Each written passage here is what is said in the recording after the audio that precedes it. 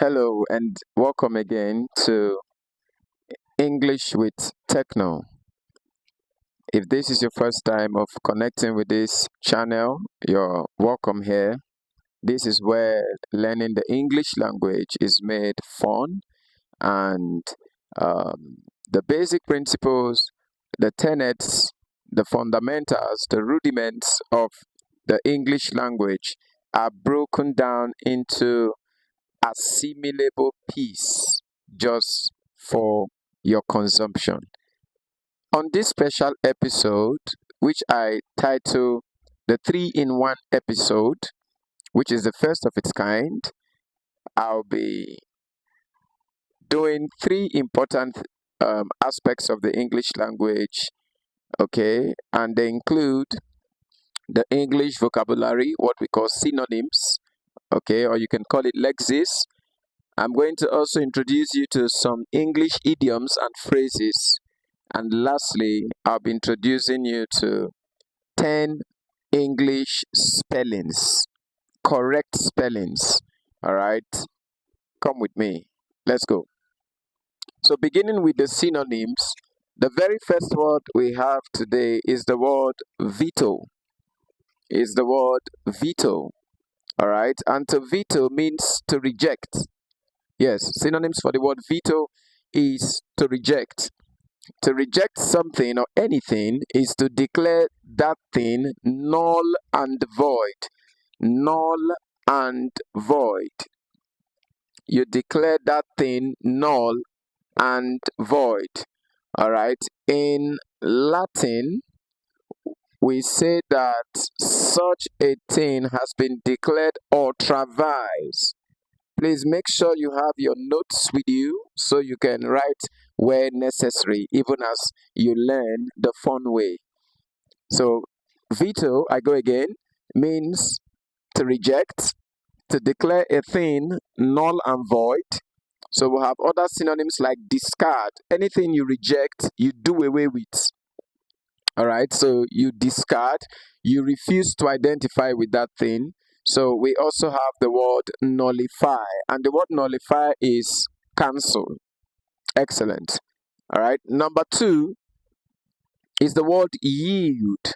The word yield has synonyms which include agree, submit, surrender, admit.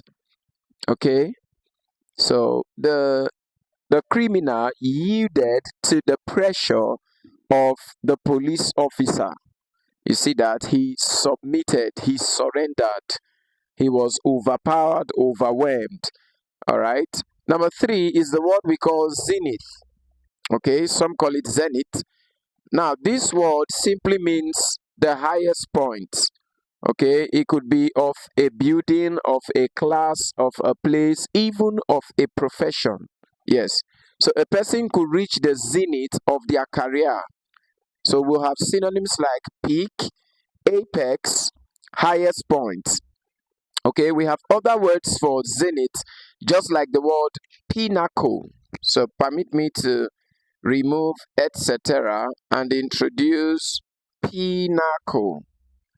Okay, we equally have another word for it called summit. Okay, so peak, apex, highest point, pinnacle, summit. Number 4, we have the word zeal. All right, and it has synonyms such as zest, passion, enthusiasm, tempo. Good. So I believe every human has zeal for something. Yes, so you possess a zeal for something, all right, a drive, a passion, an enthusiasm, a zest, and a tempo. Number 5, we have the word waive. To waive means to forego. To forego is to relinquish. To relinquish is to defer. To defer is to renounce. Okay? Now, in addition to this, we can also have the word denounce. Yes. And a word we know as disavow. Disavow. You see that now? Excellent. Okay, so the word waive WAIVE, is different from wave, WAVE, all right, which could mean a wave of water. Excellent. But this particular wave means to forego, to relinquish, to defer, to renounce, to denounce, and to disavow. Number 6, we have the word urbane, okay, or you can say urban, ordinarily speaking, to help you remember it better. All right, so we have synonyms like the word sophisticated, refined, polished. Okay, so number 7, we have the word tentative. As in the example, the Senate has just released a tentative exam timetable. Tentative there means temporary, not permanent. Okay, temporary, probationary. That's another word, probationary. Let me write it out here so we can see. Probationary. Okay, so transitory, brief. Yes. Okay, so it is just something designed to last for a short while or for the time being. All right, pending when a more permanent solution or permanent option is reached, released, or enacted, as the case may be. All right, now we have number 8, the word will. Okay, WILES. All right, but I would advise you call it while. The while. All right, it means trickery, it means artifice, it means ruse, and it means subterfuge. So when we use the word while, what we are saying is that, for example, when the Bible says, put on the whole armor of God, okay, so that you'll be able to defend against the wiles of the enemy, is saying the tricks of the enemy, the artifice, the ruse, the subterfuge, the deception of the enemy. That's what it's saying. Excellent. Number 9 is the word veracity, and veracity simply means truth. We have synonyms like honest or honesty. We have correctness, accuracy, and a word we call exactness. All right, exactness. So these are all synonyms for veracity. Now, veracity is a noun, and it has an adjectival form called veracious. So if veracity means truth, veracious means to be truthful, to be honest, to be candid, to be frank, to be sincere. Very good. All right. So that is that for our dose of the English language vocabulary, precisely synonyms, this morning. Moving on to the idioms and phrases. Okay. So do not forget that from previous editions, you were told, or I told you, that the idiom, or what you call phrases, are expressions with figurative meaning. That is, they are used figuratively and they possess a hidden meaning. That's the meaning of figurative, hidden. All right, so there is a meaning the person speaking intends to convey. All right, and probably they want a person or two or few to get the message amongst a group. So instead of saying that thing in an ordinary language, they employ the use of idiom or phrases.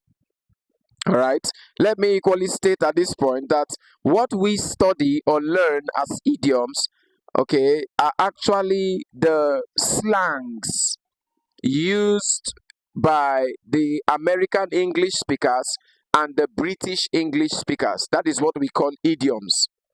So you know how slangs work. For those of you who are familiar with slangs, you know we sometimes employ slangs when we want to send a message to a particular person, all right, such that others could hear, but only the person we are directing that message to can understand what we are saying. That's the essence of slangs. So that is equally the essence of idioms and phrases. They possess hidden meaning. All right. So the best therapy to understanding idioms is learning them.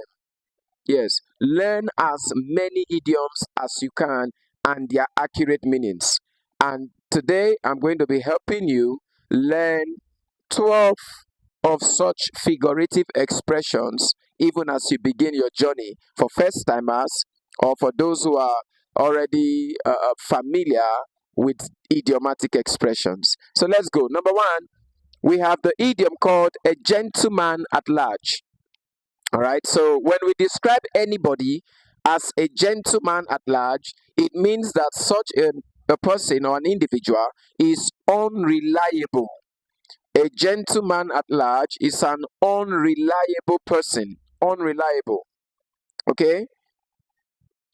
Number two, when you describe a person as a man of straw, a man of straw, it means a very weak person. Yes, a man of straw is a weak person. We have another idiom called a man of letters. A man of letters means a scholar, an erudite, somebody who is learned, knowledgeable. You see that now? Excellent. Number three is the expression a penny saved is a penny earned. And it simply means any money not spent, you have inevitably saved that money. Any money you do not spend, okay, you have saved. That's the meaning of that idiom. So a penny saved is a penny earned. Number four is the expression beg and call. All right. So you hear a statement like, sir, if you need anything, please know that I am at your beck and call. So to be at one's beck and call is to be at their service. Yes, that is, you are on standby with the readiness and the preparedness, rather, not preparation, the preparedness to help. So you are said to be at their beck and call. Number five, we have an expression which goes to be back to square one, and it means to start all over again. All right.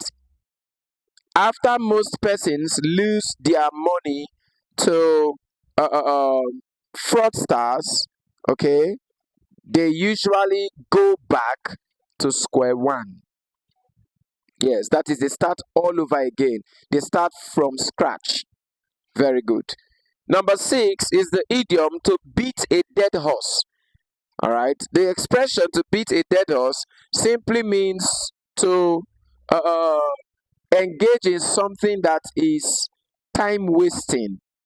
All right. It is just like knocking your head against a brick wall. It is useless beating a dead horse. The horse does not feel what you are doing, and you, at the end of the day, are exacting yourself and wasting precious time. Excellent.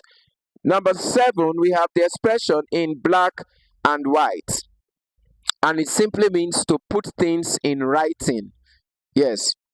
The best way to store information is in black and white. It does not mean colors there, no. It means to store them by writing them. So the idiom in black and white means in writing.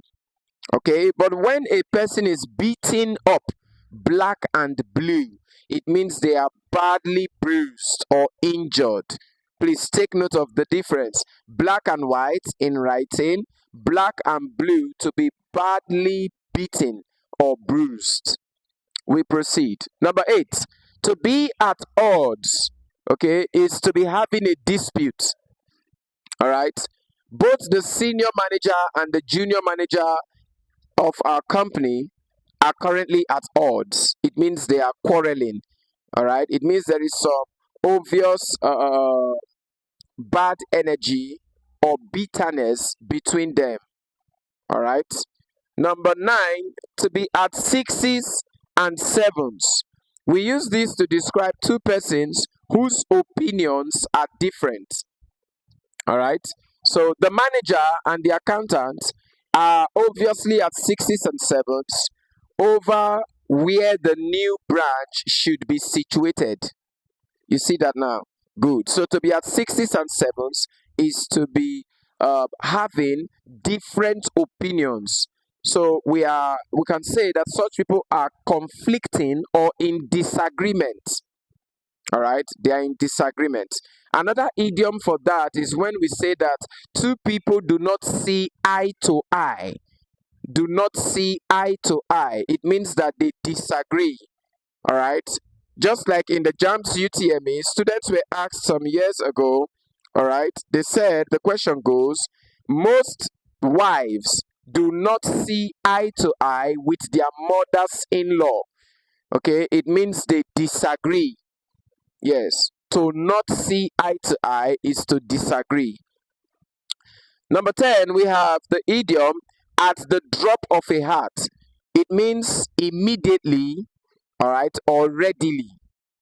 Okay, so most African women, all right, will leave their marriages or their homes at the drop of a hat.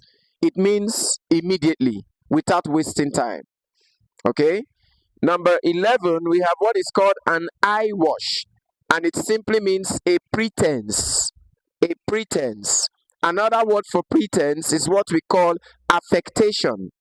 Affectation. Okay. Number 12, the last, we have an expression known as all and sundry, and it means everybody. Yes, that's the meaning of all and sundry. Everybody, or a very large number of persons. Okay, the wedding ceremony of the former head of state was attended by all and sundry. It means by everyone. You see that now? Very good. All right, so a gentleman at large, a man of straw, a penny saved is a penny earned, to be at one's beck and call, to be back to square one, to beat a dead horse, to put something in black and white, to be at odds, to be at sixes and sevens, to do something at the drop of a hat, to give one an eye wash, and all and sundry. Okay? Now down to the third part of this amazing episode. I'm going to be introducing us to 10 important English words that most people spell wrongly. Number 1 is the word liaise, and it is accurately spelled as Liaise. Liaise. All right, liaise. Please, at the end of this video, do well to leave in the comment section any of the words that you have been spelling wrongly for some time now, but you have happened to learn the accurate spellings. Okay, and also do well to drop your score at the end of the day in the comment section. Okay, over 10. Let's see what you got. In fact, to make it more interesting, I'll call the word and give you time to spell before I spell. Can we do that? Of course we can. So let's go. So number 1 is a bonus word. Number 2, spell the word occasion.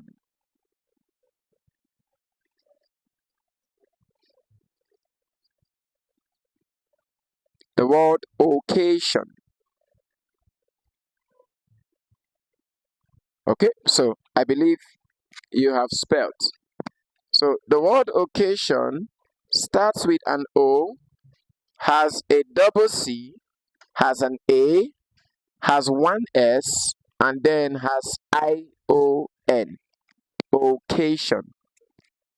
Number 3, spell the word dearth, which means lack. The word dearth, which means lack.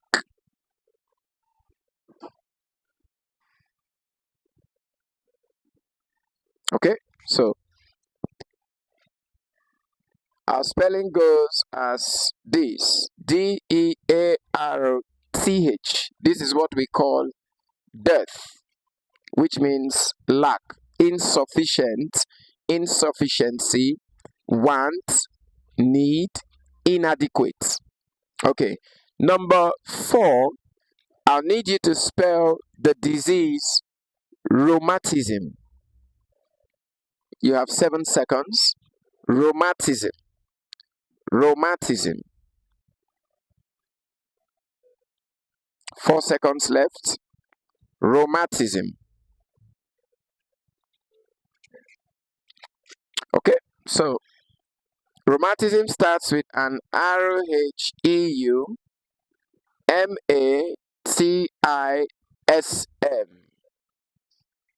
Okay.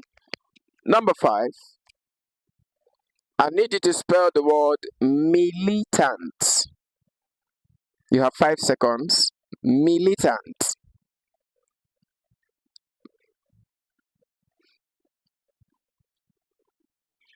Okay. So the word militant starts with an M, has 1 L, and then TANT. All right. Number 6, I'll need you to spell the word sellotape. That's how it's wrongly pronounced. It's actually pronounced as seal tape. So let's go. You have 5 seconds. Seal tape.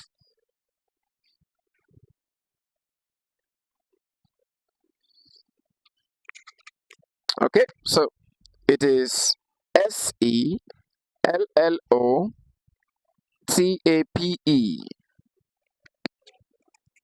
Number 7, I'll need you to attempt the spelling of the word cellophane.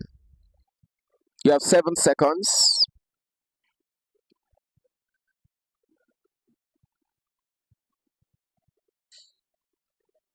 Done.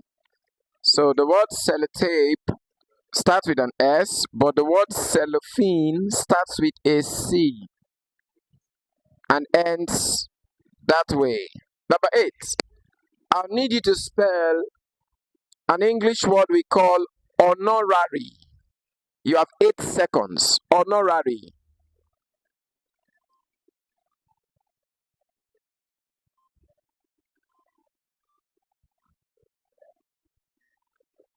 Okay, so the word honorary starts with an H, but the H is silent.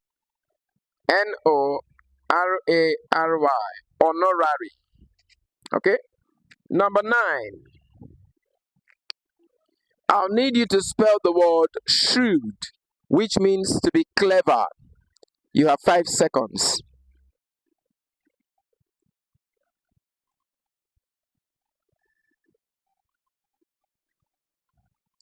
Okay, so the word shrewd starts with an S-H-R-E-W-D.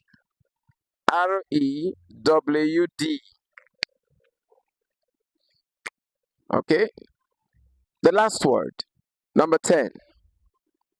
I'll need you to spell the word handkerchief.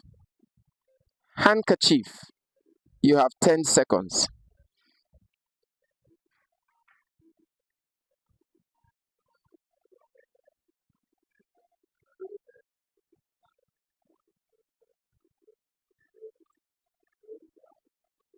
Okay. So the word handkerchief is spelled as HANDKERCHIEF.